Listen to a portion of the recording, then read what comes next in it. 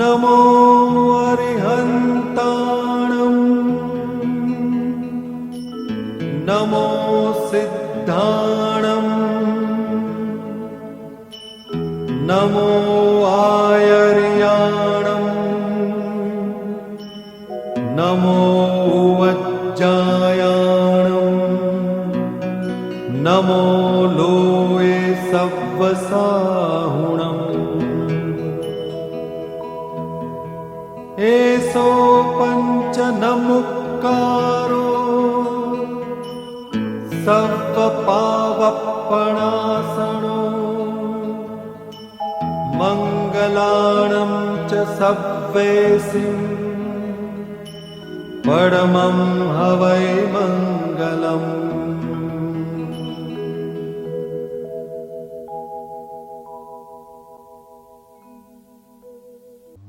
दर्शननायिका चारित्रार्डगुंभीरा मोक्षमार्गोपदेशका नमः श्रीवरदमानाय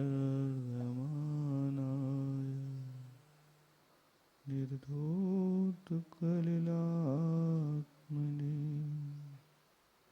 सालोकानां त्रिलोकानां यद्विद्यादर्पणायते।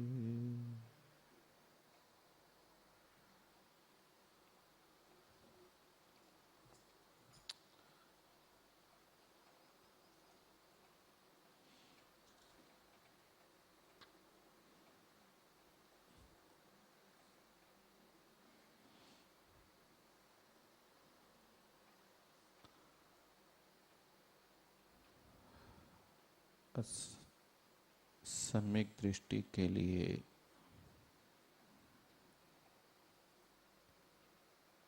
किन किन कारणों से क्या क्या कार्य नहीं करना चाहिए, इसका उल्लेख करते हैं आचार्य भगवान 30 नंबर की कारिका से। भयासा स्नेह लोभाच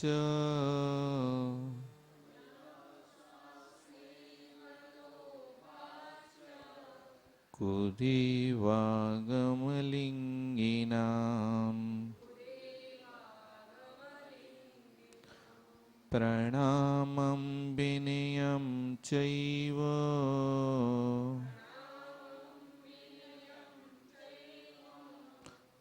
न कुर्युः शुद्धदृष्टया। भयासा स्नेहलोभाच्च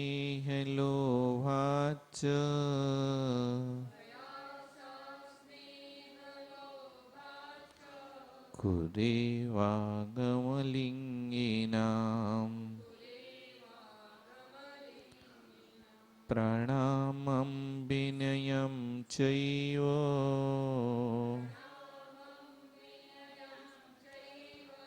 न कुर्युः शुद्धदृष्टया।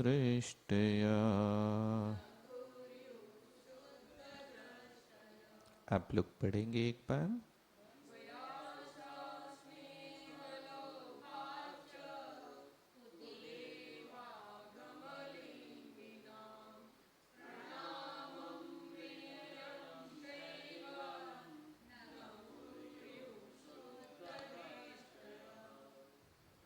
अब शुद्ध सम्यक दृष्टि को क्या नहीं करना,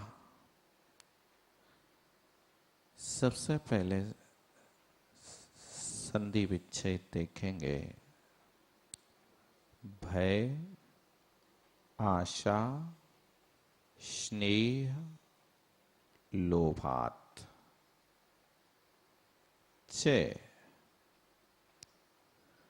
कुदेव आगम लिंगिनाम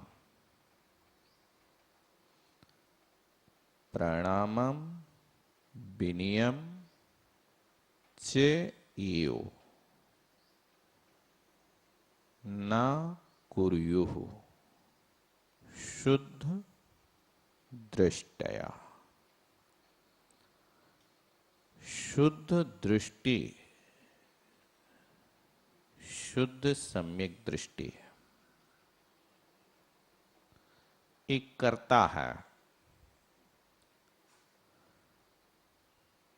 तो शुद्ध सम्यक दृष्टि भय से, आशा से, स्नेह से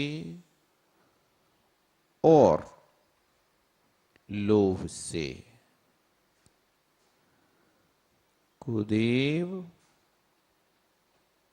कुआगम, कुलिंगी नाम, कुगुरु, कुदेव और कुशास्त्र को प्रणामम चे विनियम एव ना कुर्यु। एव शब्द दिया है। एव का अर्थ है ही। शुद्ध सम्यक दृष्टि जीव कुगुरु, कुदेव, कुशास्त्र को भय से, भय से इसका अभिप्राय लोग डरते हैं यदि हम इनको नमस्कार नहीं करेंगे, इनकी पूजा नहीं करेंगे तो देवता रूठ जाएगा, और देवता रूठ जाएंगे तो हमारा विनाश कर देंगे। ऐसा लोगों की धारणा है। लेकिन वास्तव में देखा जाए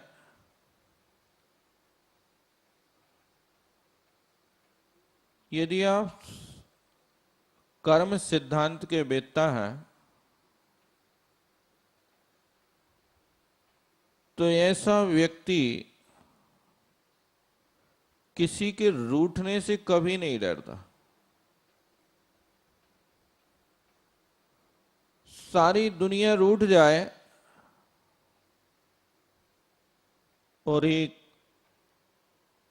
स्वयं के द्वारा किया हुआ पाप कर्म का उदय सामने न आवे तो कोई बाल बांका नहीं कर सकता। ऐसा दृढ़ श्रद्धान होना चाहिए। लेकिन लोग समझते नहीं, हमेशा भयभीत रहते हैं। इनको नहीं मनाएंगे, इनको पूजा नहीं करेंगे, इनको हम आदि आदि मिन्नतें करते हैं। ये सारी की सारी नासमझ की बात है।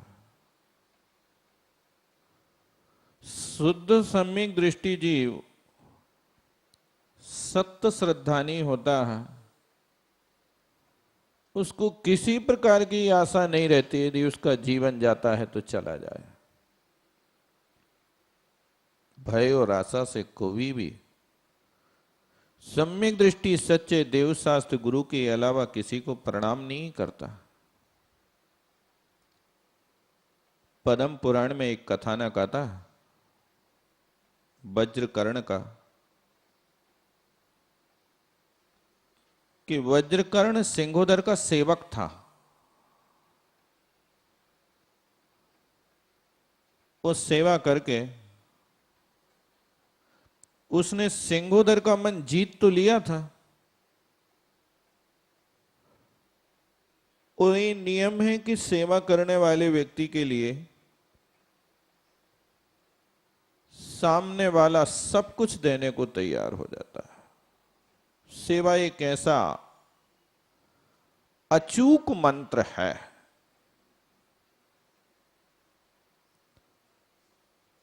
आप सच्चे हृदय से किसी की भी सेवा करो,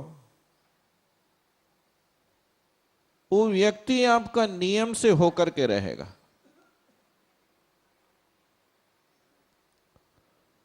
और यदि आपने कुछ समय उसकी सेवा की तो फिर वो सर्वस्व अपना दे देता है। गुरु को भी अपना सबसे प्यारा शिष्य वही होता है जो सेवा भावी होता है। पढ़ता लिखता है, ये बात तो ठीक है, लेकिन पढ़ने लिखने के साथ में सेवा में कितना तत्पर रहता है। तो गुरु को प्रसन्न करने के लिए दो चीजों की आवश्यकता होती है, एक विनय की और दूसरी सेवा की। विनय और सेवा यदि शिष्य के पास है तो वो नियम से धनवान है। गुरु की सारी विद्या उसको मिलना है, इसमें कोई दो मत की बात नहीं। लेकिन दृष्टि ऐसी ना हो कि हमें मिलना है इसलिए सेवा करते हैं। जब तक नहीं मिल रहा है तब तक विनय कर रहे हैं, और मिला, कार्य की सिद्धि हुई, फिर हाथ जोड़ो, पिंड छोड़ो, अपना रास्ता पकड़ो। ऐसा नहीं। वो शिष्य फिर कालांतर में कभी सफलता को प्राप्त नहीं होगा। तो वज्रकर्ण ने ऐसी सेवा की राजा सिंहोदर की कि उसकी सेवा पर प्रसन्न होकर के वज्रकर्ण के लिए सिंहोदर ने एक गांव का राजा बना दिया। गांवपति हो गया। चूंकि वज्रकर्ण शिकारी था,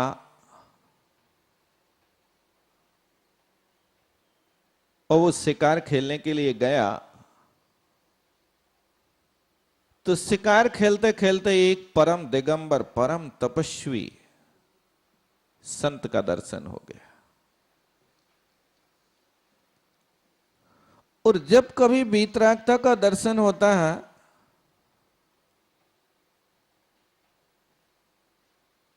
तो कहना नहीं पड़ता कि आप कुछ त्याग करो।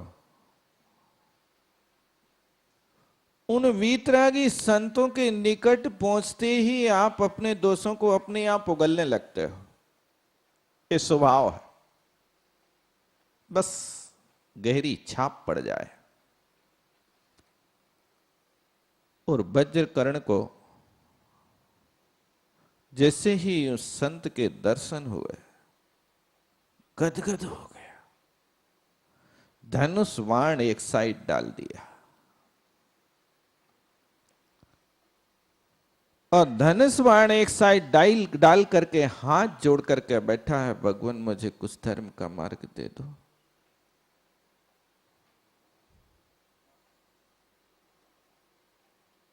महाराज कहते हैं,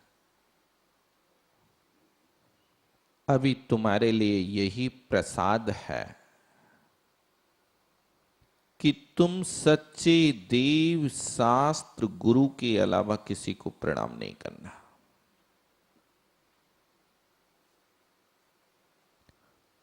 प्रणाम हो, आपका ये माथा टिके तो सच्चे देव, शास्त्र, गुरु के सामने। सम्यक दृष्टि का माथा सड़ा हुआ नारियल नहीं है कि जहां कहीं भी पटको और भभूत उड़ा दो।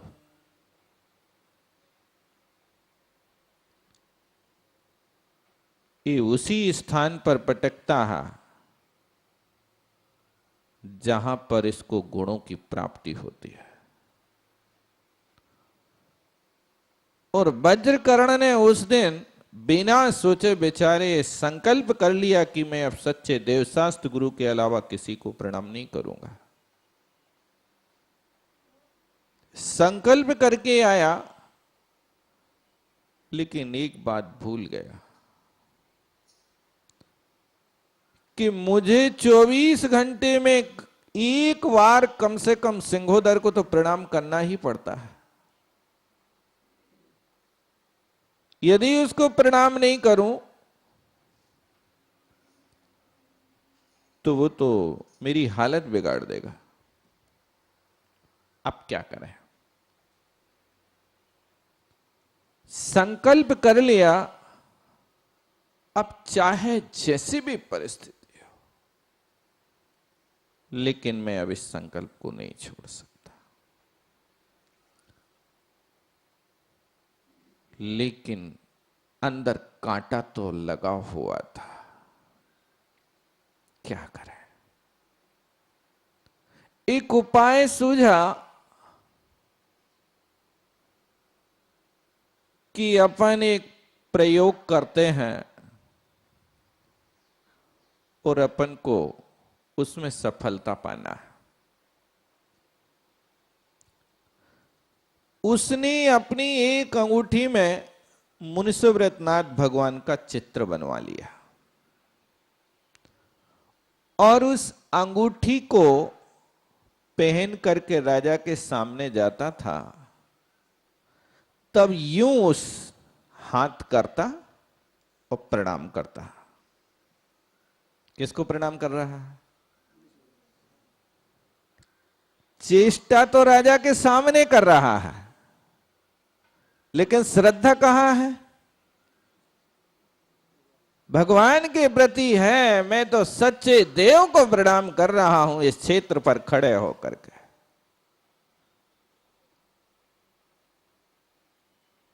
सफलता मिल गई उसको। राजा के सामने काय की चेष्टा करता था, लेकिन मन तो कहां लगा हुआ था? भगवान के चरणों में, मुनिसुव्रतनाथ भगवान के चरणों में। लेकिन ये नीति है कि श्रेयांसी बहु विघ्नानि। अच्छे कार्यों में विघ्न बहुत आते हैं।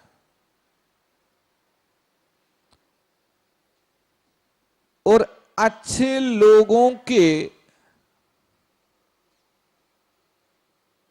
मित्र अनेक होते हैं तो एक आध शत्रु भी होता है। ऐसा नहीं कि अच्छे लोगों के सब मित्र मित्र ही होते हैं। एक ना एक शत्रु कहीं ना कहीं, कितना भी गेहूं का शोधन करो आप, एक आध कंकड़ तो रह ही जाता। वैसा नहीं रह जाता? होता है। और उस सभा में एक वज्रकर्ण का विरोधी था और उसने राजा से शिकायत कर दी सिंगोदर से कि वज्रकर्ण तुम्हारे सामने मात्र छल करता है, प्रणाम नहीं करता। इसकी अंगूठी में मुनिसुव्रतनाथ भगवान का चित्र है और वो चित्र को प्रणाम करता है, आपको नहीं करता। इस बात को सुनकर के राजा तो आग बबूला हो गया। ओहो,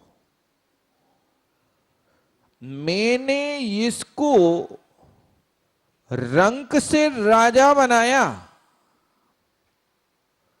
और राज हमको नमस्कार नहीं करता है। अब देखता हूं।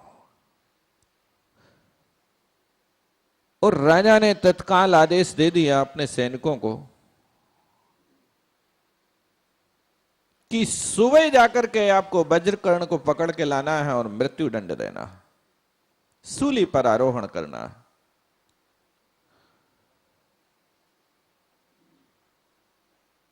भाग्य की चीज, जब आयु कर्म शेष होता है तो कोई ना कोई अपना मित्र बन ही जाता है। सभा के लोगों ने तो सुना, लेकिन किसी ने वज्रकर्ण को संकेत नहीं किया कि तुम कल सभा में मत आना, तुम्हारा कल मृत्यु है। भाग्य की चीज की राजा सिंघोदर रात को सो रहा था या शयन कक्ष में गया था, उसी रात को एक विद्युत दंग नाम का चोर चोरी करने के लिए आया था। अब वो चोर राजा के पलंग के नीचे बैठा था और बस यही सोच रहा था कि राजा की आंख लगे और मैं काम करूं। लेकिन आज राजा को नींद नहीं आ रही थी। तो रानी ने पूछ लिया कि स्वामी आज रात के 2 बज गए, अभी तक नींद नहीं आ रही, कारण क्या है? सिंगोदर कहता है कि हे प्रिय, मैं क्या बताऊं, मैंने वज्रकर्ण को छोटे से बड़ा बनाया, रंक से राजा बनाया, और राज वही हमारी आज्ञा का पालन नहीं कर रहा है। मैं इस विषय में चिंतित हूं कि जब तक इसको मृत्यु दंड ना दे दिया जाए तब तक मुझे नींद नहीं आएगी, नहीं तो कल ये हमारा राज हड़प लेगा। ऐसा विचार कर रहा था। विद्युत दंग के मन में विचार आता है, देखो आज चोरी का काम तो करना बंद कर दो और वज्रकर्ण के पास जाकर के खबर दी जाए कि राजा तुमसे नाराज है। वो विद्युत दंग देखो घर में प्रवेश कर गया, राजमहल में प्रवेश कर गया, लेकिन परोपकार का भाव लेकर के उस दिन चोरी का विकल्प हटाया और जाकर के दौड़ा दौड़ा वज्रकर्ण के यहां गया। और वज्रकर्ण के यहां पहुंचते पहुंचे उसको प्रातः काल हो गया, और वहां से वज्रकर्ण भी घोड़े पर सवारी कसकर के और आ रहा था राजा के दरबार में। विद्युत दंग जाकर के कहता है, तुम आज राज दरबार में मत जाना, राजा तुमसे बहुत कुपित है। वज्रकर्ण कहता है, ये बात तुम्हें कहां से पता चली? बोले, बस तुम स्वीकार कर लो, यदि तुम आज राज दरबार में जाओगे तो जरूर मौत के घाट उतार दिए जाओगे। कुछ सैनिक आ रहे होंगे, तुम छिप जाओ कहीं जाकर के। विद्युत दंग चोर से वो पूछता है कि आपका परिचय क्या है, आपको ये बात कहां से मालूम चली? तो विद्युत दंग कहता, मैं तो चोर हूं और आज राजा के यहां राजमहल में चोरी करने गया था, और राजा आज सारी रात जागता रहा और आपको मारने का विचार करता रहा। मैं चोरी का विकल्प छोड़ करके आया हूं, और तुम अपने प्राण यदि बचाना चाहते हो तो दूसरे रास्ते से चले जाओ। वज्रकर्ण इस बात को सुनकर के अपना रास्ता तो बदल देता है, लेकिन सोचता है ऐसे काम कैसे चलेगा, कब तक हम छिपे रहेंगे, आखिर एक ना एक दिन तो वहां जाना पड़ेगा। इतने में सैनिक आ जाते हैं, वज्रकर्ण को पकड़ लेते हैं और वज्रकर्ण की सारी संपत्ति को लूट करके सिंहोदर के यहां रख देता है। अब जब वज्रकर्ण को सिंहोदर के सामने खड़ा किया जाता है तो वहां पर वज्रकर्ण से सिंहोदर कहता है, तुमने हमारे साथ छल किया, आप हमको या तो प्रणाम करो अथवा हम आज आपकी संपत्ति सारे की सारी हमारे पास रखो। वज्रकर्ण कहता है, राजन तुम सारी संपत्ति ले लो, हमारा सब कुछ ले लो, लेकिन मैंने सच्चे गुरु के सामने संकल्प किया है कि मैं देव शास्त्र गुरु के अलावा किसी को प्रणाम नहीं करूंगा। अब आपको जो उचित है सो करिए। राजा और कुपित होता है, इतना कुपित होता है कि वज्रकर्ण के नगर में आग लगवा देता है और वज्रकर्ण को बंदी खाने में डाल देता है, जेल में पड़ा है। देखो कितना बड़ा साहस है। एक श्रावक का राज जा रहा है, सारी संपत्ति लूटी जा रही है, जेल में डाला जा रहा है, लेकिन इसके बाद भी देव शास्त्र गुरु को छोड़कर मैं किसी को प्रणाम नहीं कर सकता। है ऐसा साहस किसी के पास? बहुत दुर्लभ है, बहुत मुश्किल है। लेकिन सम्यक दृष्टि जीव सच्चे देव शास्त्र गुरु का आराधक दीर्घ काल तक दुखी नहीं हो सकता। सम्यक दर्शन का इतना प्रभाव है कि अनंत दुख कट करके राई के दाने के बराबर दुख रह जाता है। सम्यक दर्शन के प्रभाव से 7वें नरक की आयु कट करके पहले नरक की आयु रह जाती है। राजा श्रेणिक ने 7वें नरक की आयु का बंध किया था, लेकिन सम्यक दर्शन के प्रभाव से प्रथम नरक की वो भी मध्यम आयु में उत्पन्न हुआ है। सम्यक दृष्टि जीव सम्यक्त के रहते हुए दुख का अनुभव कर नहीं सकता। वज्रकर्ण जेल में कुछ दिन ही पड़ा हुआ था कि इतने में राम लक्ष्मण और सीता घूमते घूमते, क्योंकि उसी समय राम लक्ष्मण का वनवास हुआ था ना, उसी नगर में पहुंचे तो राम तो बहुत थक गए। उस गांव के बाहर पहुंचते ही जाकर के बैठ जाते हैं और लक्ष्मण से कहते, भैया हमसे चला नहीं जाता, तुम आज भोजन खोज करके लाओ। और भोजन खोजने के लिए लक्ष्मण नगर में प्रवेश करता है। तो जैसे ही लक्ष्मण नगर में प्रवेश करता है तो नगर के बाहर मेन दरवाजे पर बंदी खाने में पड़ा वज्रकर्ण। अब वज्रकर्ण लक्ष्मण को देख करके कहता है, हे राजकुमार, आप कहां जा रहे हैं? लक्ष्मण कहता है, मैं दूर देश से आया हूं और इस नगर में भोजन खोजने के लिए जा रहा हूं। तो वज्रकर्ण कहता, भैया आज मेरे घर पर भोजन कर लो।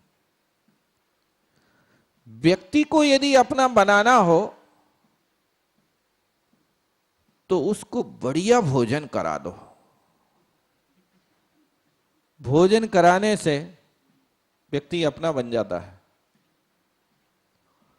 और दुनिया को याद रखे या ना रखे, भोजन कराने वाले को तो याद रखता ही है। नियम है, भोजन एक ऐसा वशीकरण मंत्र है कि भोजन कराने वाले का उपकार भूल नहीं सकता कोई। तो वो भी भोजन के लिए निवेदन किया तो लक्ष्मण कहता, भैया मैं अकेला नहीं हूं, मेरे भैया और भाभी नगर के बाहर एक वृक्ष की छाया में बैठे हैं, वे बहुत थके हुए आ नहीं सकते। तो वज्रकर्ण कहता, उनको भी हम व्यवस्था कर देते, यहां बुला लेते हैं। वो यहां नहीं आएंगे, तुम्हें वहीं भेज देता हूं, आप यहीं खा लो। नहीं, मैं तो भैया भाभी के साथ खाऊंगा। बहुत बढ़िया। ओ वज्रकर्ण ने ऐसा सुंदर भोजन बना करके तैयार किया और लक्ष्मण के साथ राम सीता के लिए भोजन भेज दिया। रामचंद्र जी ने भोजन किया और इतनी संतुष्टि हुई कि रामचंद्र जी कहते, लक्ष्मण भैया ये तो बताओ कि इतना बढ़िया भोजन तुम्हें किसने दिया? तुम अपरिचित व्यक्ति हो, ऐसा भोजन तो कोई अपने जमाई को नहीं खिलाएगा जैसा भोजन उस व्यक्ति ने अपरिचित व्यक्ति को कराया। रामचंद्र जी लक्ष्मण से कहता है। और लक्ष्मण जी कहते, भैया एक दुखी व्यक्ति गेट पे पड़ा है, वज्रकर्ण है। रामचंद्र जी कहते, उसके दुख का कारण क्या है? पता करो। पता किया गया और उसने सारी अपनी हिस्ट्री बताई। और वज्रकर्ण ने सिंहोदर के विषय में कहा कि इसका मैं सेवक हूं, लेकिन इसने हमारे साथ ऐसा व्यवहार किया है। रामचंद्र जी लक्ष्मण को आदेश देते हैं कि तुम सिंहोदर के चंगुल से इसको छुड़ाओ, जैसे बने तैसे। तो लक्ष्मण तो आप जानते ही हो, थे ही खुरापाती व्यक्ति। उनके लिए तो बस चाहिए क्या था, थोड़ी सी आदेश आज्ञा मिली वो जाकर के सिंहोदर के सामने खड़े हो गए। जैसे ही दरवाजे में प्रवेश करते हैं तो पहरेदार पूछते हैं, कौन हो महाराज? भरत का दूत हूं। तो लगा तो पहरेदार को कि यार ये तो वो तो दंड आदमी है, सीधे बात नहीं कर रहा, लेकिन फिर भी अब जाने दो भाई, भरत का दूत बन करके आया है। तो सिंहोदर के सामने गया तो सिंहोदर के सामने जाकर के भी छोटा सा बालक और सिंहोदर एक प्रौढ़ व्यक्ति उसके सामने भी खड़े हो गए जाकर के। तो सिंहोदर पूछते हैं, आप कौन है? बोले, मैं लक्ष्मण का दूत हूं, भरत का दूत हूं, अयोध्या से आया हूं, और तुम सीधे सीधे वज्रकर्ण को छोड़ दो, नहीं तो तुम अभी नरकों में पड़े देखोगे अपनों को। लक्ष्मण की बात को सुनकर के सिंहोदर को तो पारा बढ़ गया। अरे कैसा वो दंड दूत है भरत का, ना तो नमस्कार किया, ना योग विनय की, और सामने आकर के ऐसा बोल रहा। तो सिंहोदर ने अपने सैनिकों को आदेश दिया और आदेश देकर के लक्ष्मण को पकड़ करके बंदी खाने में डालने का आदेश दे दिया। जैसे ही सैनिक आगे बढ़ते हैं तो लक्ष्मण ने तो देखते देखते सारी राजसभा को चकनाचूर कर दिया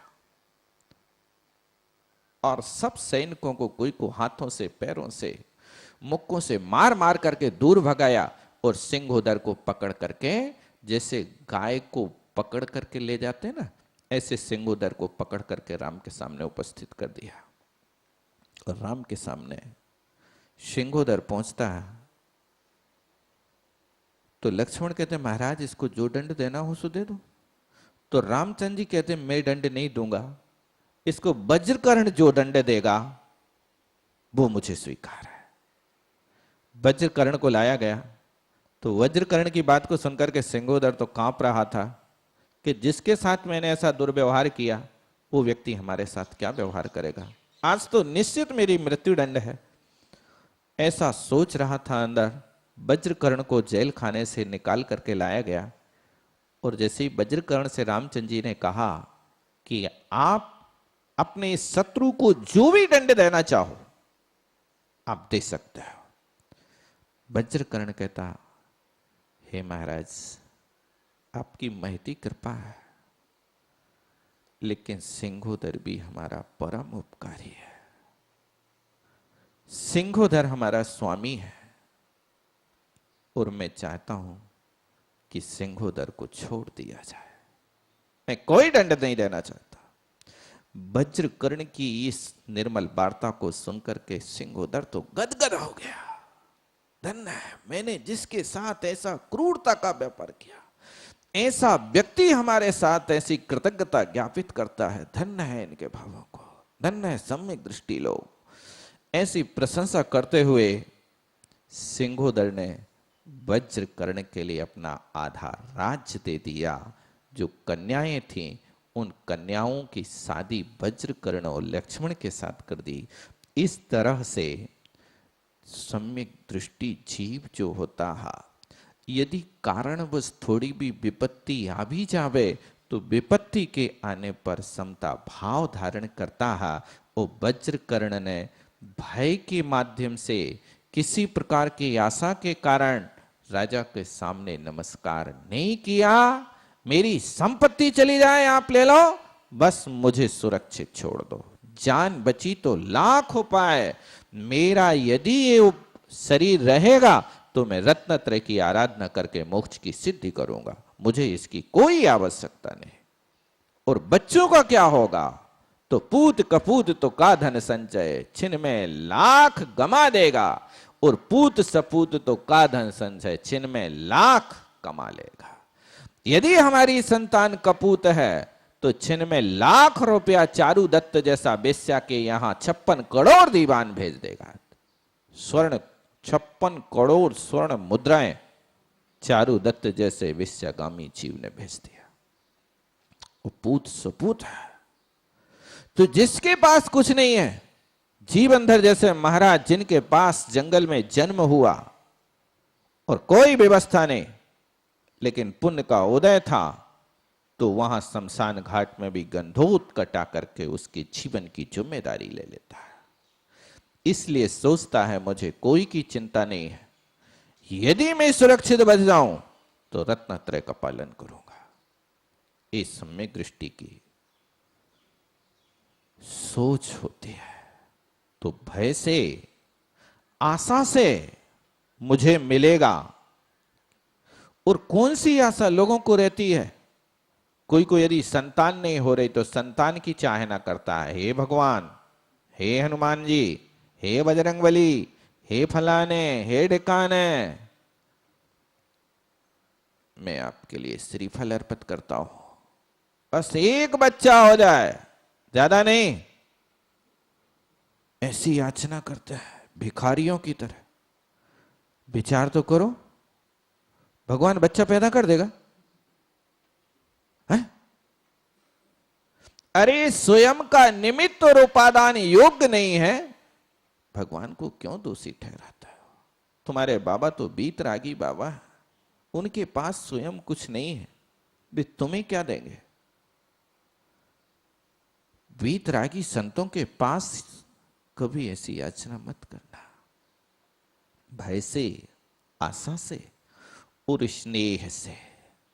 स्नेह माने प्रेम। हमारा मित्र उनका उपासक है ना, अब मैं यदि उनको नमस्कार नहीं करूंगा तो मेरा मित्र नाराज हो जाएगा, इसलिए मित्रता बनी रहे। तो मित्रता बनाने के कारण ऐसा जाकर के कार्य कर लेता है। और लोभ सबसे बड़ा शत्रु यदि आत्मा का कोई है तो लोभ है। लोभ को कहा है, लोभ पाप को, लिखा ना, लोभ पाप का बाप बखाना। कहां लिखा है? 10 लक्षण पूजा में आता ना ऐसा। पाप का बाप कौन है? लोभ कसा है।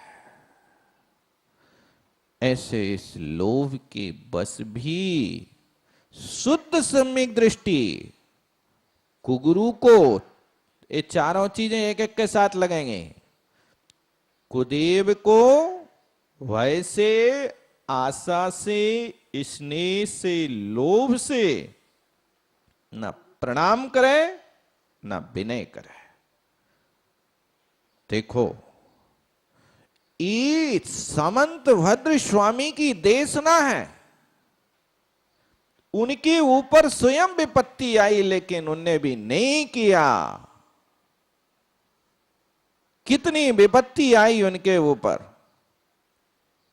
भस्मक व्याधि हो गई। उस व्याधि को समन करने के लिए कहां पहुंच गए? शिवकोटि में, राजा शिवकोटि के दरबार में। और राजा शिवकोटि से कहते हैं कि तुम्हारे यहां जितना चढ़ावा चढ़ता है शिव जी को, मैं पूरा का पूरा खिला दूंगा उनको। अच्छा, लेकिन शर्त है कि दरवाजा बंद करके खिलाऊंगा, सबके सामने नहीं खिलाऊंगा। और समंतभद्र महाराज दरवाजा बंद करके जितना चढ़ावा चढ़ता था पूरा हड़प जाते थे। अब रोज रोज ज्यादा चढ़ावा चढ़ने लगा, लेकिन भस्मक व्याधि बढ़ती गई, यहां तक कि कुंटलों चढ़ावा चढ़ गया और खा गए। लेकिन जब भस्मक व्याधि शांत होने लगी तो बचने लगा। तो शिवकोटि राजा ने पूछा कि कारण क्या है? कुछ नहीं, देवता अब पेट भर गया है, ज्यादा नहीं खाएगा देवता तुम्हारा, खा लिया जब तक खाना था तो। अच्छा, एक दिन शिवकोटि राजा ने मंदिर के ऊपर ठाट में से एक बच्चे को खड़े करके देखा कि देखो समंतभद्र क्या करता है। और उस बच्चे ने देखा तो समंतभद्र तो शिव पिंडी के ऊपर बैठ करके और बढ़िया उड़ा रहे थे। अरे, बच्चे ने कहा, तो शिवकोटि राजा महाराज से कहता, समंतभद्र से कहता है कि तुम शिव पिंडी को नमस्कार करो। समंतभद्र महाराज कहते कि शिव पिंडी हमारा नमस्कार नहीं झेल सकती है, नहीं करना पड़ेगा तुम्हें।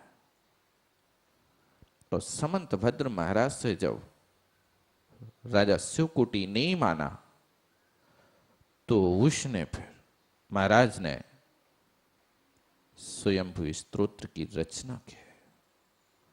उस स्वयंभू स्तोत्र पढ़ते पढ़ते अष्टम तीर्थंकर चंदप्रभु भगवान की स्तुति करने पहुंचे, वैसे ही शिवपिंडी फट गई और दो टुकड़े हो गए और उसमें से चंदप्रभु भगवान की प्रतिमा निकले। आज भी वाराणसी में वो क्षेत्र फटे महादेव के नाम से जाना जाता है। उस शिवपिंडी आप लोग कभी जाना देखना वहां पर। तो लोभ के बस भी प्रणाम नहीं किया, भय भी नहीं कि राजा सूली पर चढ़ा देगा, नहीं। इस सम्यक दृष्टि का लक्षण हुआ करता है। समंतभद्र स्वामी स्पष्ट इन वचनों में लिखते हैं, इस कारिका को हमेशा सामने रखना चाहिए कि भय, आशा, स्नेह, लोभ से कुगुरु कुदेव कुशास्त्र की ना विनय करे ना प्रणाम करे, वो सम्यक दृष्टि है। अब आगे सम्यक दर्शन की महिमा बताते हैं। दर्शनम ज्ञान चारित्रात्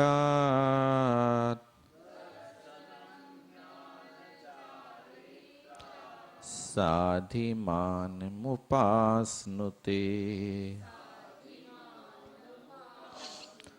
दर्शनम कर्णधारम तन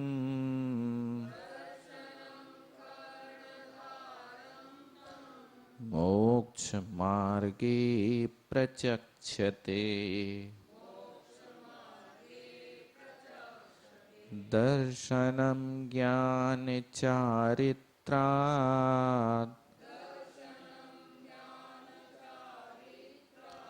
साधिमान मुपास्नुते।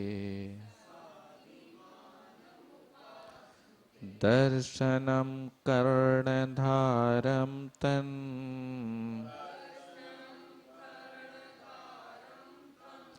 मोक्ष मार्गे प्रचक्षते। आप लोग पढ़ें एक बार।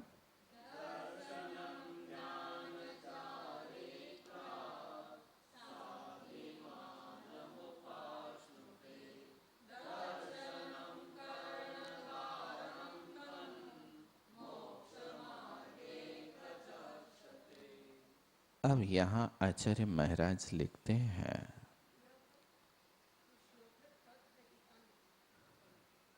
तत् शब्द है, आगे मोक्ष का मां पड़ा है ना, इसलिए तत् के ता का ना हो जाएगा। इसलिए उच्चारण के काल में दर्शनम कर्णधारम तन मोक्ष मार्गे प्रचक्षते, ऐसा उच्चारण करेंगे। और जब संधि विच्छेद करेंगे तो तन का तत् बन जाएगा, ना का ता बन जाएगा। तत् और तन। देखो, प्रत्येक साधक को ज्ञान की आराधना करने के लिए इस भाषा का भी थोड़ा अभ्यास करना चाहिए। जितना भी जैन आगम है, पूरा का पूरा आगम संस्कृत और प्राकृत भाषा में है। आज से 200 वर्ष पहले हिंदी का पहला ग्रंथ लिखा गया मोक्ष मार्ग प्रकाशक, इसके पहले के हिंदी के कोई भी ग्रंथ उपलब्ध नहीं थे। सारे के सारी हमारी जैन संस्कृति संस्कृत और प्राकृत भाषा में ही थी। उस संस्कृत भाषा का प्रचलन पूरे देश में ऐसा था कि बच्चों की बात तो छोड़ो, घर में जो पक्षी पाले जाते थे तोता मैना, वे भी संस्कृत में बोलते थे। ये भाषा का प्रभाव था। एक बार एक राहगीर ने चलते चलते गांव के निकट पहुंचा तो उस गांव के बाहर पहुंचते ही देखा कि एक कुएं पर कुछ महिलाएं पानी भर रही हैं। तो उस राहगीर ने महिलाओं से पूछा कि बहन, यहां पर मंडन मिश्र का मकान कहां पर है? तो वो पनिहारी पानी भरने वाली महिलाएं कहती हैं कि हे पथिक, सुता प्रमाणम परता प्रणामम कीरांगना यत्र गिरा गिरंती अवेहि तम मिंडन मिश्र धाम है। हे पथिक, जहां पर कीरांगना, कीरांगना माने होता है तोता मैना, गिरा ग्रंथि, गिरा माने होता बाणी, अपने बचनों से ये गा रहे हो, सुतप प्रमाणम परतप प्रमाणम सुतप प्रमाणम परतप प्रमाणम तम मंडन मिश्र धाम अवेहि, तुम उसको मंडन मिश्र का धाम जानना। यानी परिचय दिया जा रहा है तो मंडन मिश्र के घर के सामने जहां पर पक्षी भी ऐसे संस्कृत भाषा में बात कर रहे हो, बस उसको जान लेना ये मंडन मिश्र का धाम। वो प्रभाव था। तो आज इस भाषा से लोग बहुत अपरिचित हैं, लेकिन जब तक वास्तव में सही भाषा का ज्ञान नहीं होता तब तक हम मूल कृति को अच्छे ढंग से समझ नहीं पाते हैं। इसलिए प्रयास करना चाहिए कि हम ज्यादा संस्कृत में पंडिताई ना कर सके तो कोई बात नहीं, इतनी संस्कृत सीख लें कि संधि विच्छेद कर लें और शब्द का अर्थ लगा लें ग्रंथ से, तो हमारा काम चल सकता है। इसलिए थोड़ा थोड़ा इसका भी अभ्यास करना संस्कृत भाषा का, और हो सकता है, कठिन नहीं है, यदि ठान लिया जाए तो हो जाएगा। तो कहते हैं देखो, दर्शनम ज्ञान चारित्रात् साधि मानम उपासनुते। दर्शन को यानी सम्यक दर्शन को ज्ञान चारित्रात्, सम्यक ज्ञान उस सम्यक चारित्र से साधिमानम, साधिमान माने होता है श्रेष्ठ उत्कृष्ट, उपासनुते मानते हैं। सम्यक दर्शन को सम्यक ज्ञान और सम्यक चारित्र से श्रेष्ठ लिख रहे हैं समंत भद्र स्वामी। क्यों ऐसा क्यों लिखा जा रहा है? कहते दर्शनम कर्णधारम, सम्यक दर्शन खेवटिया है। कर्णधार माने खेवटिया, सूत्रधार मूलभूत। जब तक सम्यक दर्शन उत्पन्न नहीं होता तो ज्ञान और चारित्र भी सम्यक नाम नहीं पाते हैं। सम्यक पना ज्ञान और चारित्र में सम्यक दर्शन से आता है। इसलिए आचार्य महाराज का ये विशेष कथन है कि ज्ञान और चारित्र की अपेक्षा सम्यक दर्शन श्रेष्ठ है। यदि किसी ने सम्यक दर्शन के बिना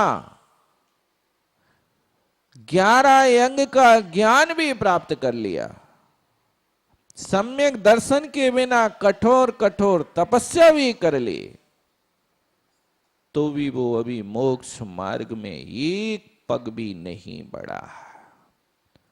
और जिसके पास अभी दर्शन चारित्र और ज्ञान नहीं है लेकिन सम्यक दर्शन है, तो मोक्ष मार्ग में 4 सीढ़ी चढ़ गया। क्योंकि सम्यक दर्शन उत्पन्न होते ही पहले से चौथा गुण स्थान हो जाता है, और उस सम्यक दर्शन के साथ यदि सम्यक चारित्र हो जाए तो फिर पहले से सीधा सप्तम गुण स्थान हो जाता है। ज्ञान तो सम्यक दर्शन और सम्यक चारित्र की पूर्णता हो जावे तब पूर्ण ज्ञान होता, केवल ज्ञान होता है। इसके पहले तो जो ज्ञान है वो ज्ञान अपना अल्प रूप में बना रहता है। मूलता देखा जाए तो गुण स्थानों की व्यवस्था मोह और योग पर हुआ करती है। प्रथम गुण स्थान से लेकर के 10वें गुण स्थान तक मोह के निमित्त से चलते हैं, और 11वें गुण स्थान से 13वें गुण स्थान तक योग से चलते हैं।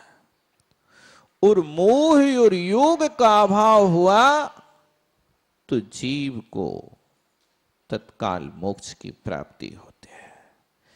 इसलिए सम्यक दर्शन एक बार प्राप्त हो जाए तो एक साइड ज्ञान और चारित्र की करोड़ों सेना खड़ी होवे, और एक साइड अकेले सम्यक दर्शन की शक्ति होवे, तो विजय किसकी होगी? कौरवों के पास कृष्ण जी की सारी सेना है, दुर्योधन की सेना, पांडवों की सेना और सैकड़ों राजाओं की सेना, और कृष्ण जी की भी सेना, सारी की सारी कृष्ण जी ने सेना, क्योंकि ये बंटवारा करना था ना, तो बंटवारे में दुर्योधन और पांडव।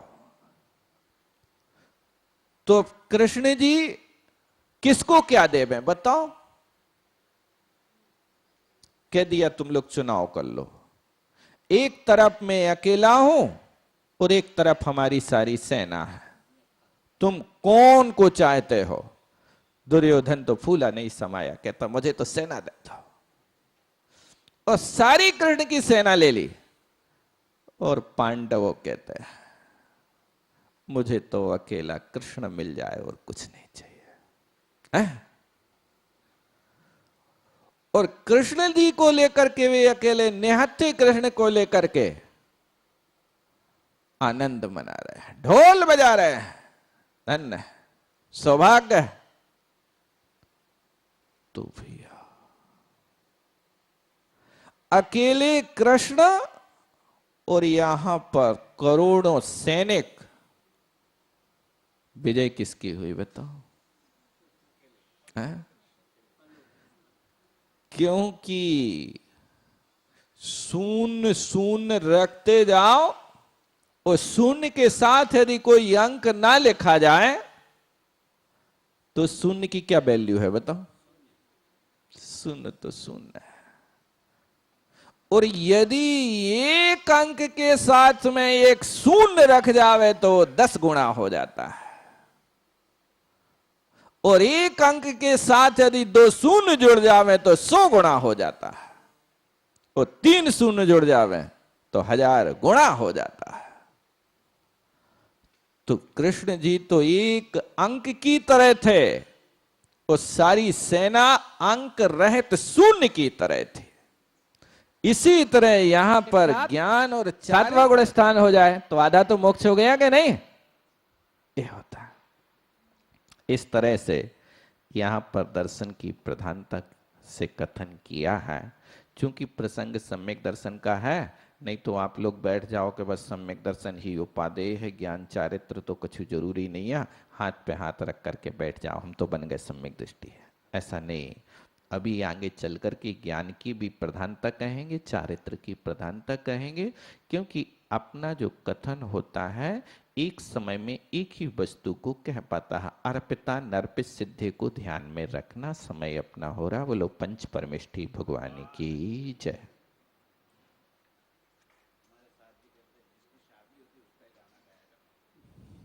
जिसकी शादी होती उसी के गाने बराबर गाने ही पड़ते हैं।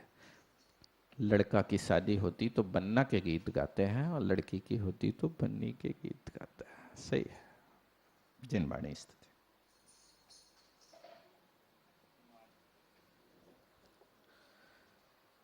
मिथ्यात्म नाश विकु ज्ञान के प्रकाश विकु आप परिवास विकु मनुष्य बखनीय चहुद्र विजान।